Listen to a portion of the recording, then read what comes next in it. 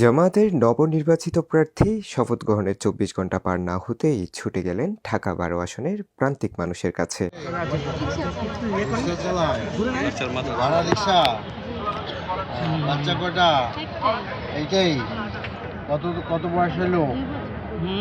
পবিত্র মাহে রমজান ২০২৬ উপলক্ষে রাজধানীর তেজগাঁও শিল্প এলাকায় সাধারণ মানুষের মাঝে রমজানের নিত্য প্রয়োজনীয় খাদ্য সামগ্রী বিতরণ করা হয়।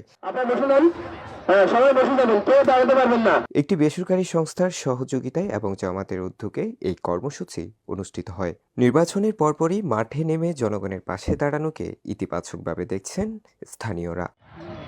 সাধারণ মানুষের একটা উপকার করতেছে জামাত করে সহিত আগেও দিচ্ছে, যে বেগে দিতেছে তা না, আমি করে জামাত আগেও দিচ্ছে এই সহযোগিতাটা। তেল ডাল গরিব মানুষ দিচ্ছে। সব আমরা ভোট দিয়েছি দাঁড়িপাল্লায় ভোট দিয়েছি। মনে করেন আমরা আশাবাদী যে জামাত ইসলাম যেন সংসদে আয়, খুব আমরা আশা ছিল, আল্লাহ আশাটা পূর্ণ করছে। রমজান উপলক্ষে যা পেয়েছি আলহামদুলিল্লাহ, যারা দিয়েছে তাদেরকে আল্লাহ নেক হায়াত দারাজ করুন। রমজানকে সামনে রেখে এমন উদ্যোগ অব্যাহত থাকবে বলেও জানিয়েছেন ঢাকা ১২ আসনের জামাতের নবনির্বাচিত প্রার্থী সাইফুল আলম মিলন।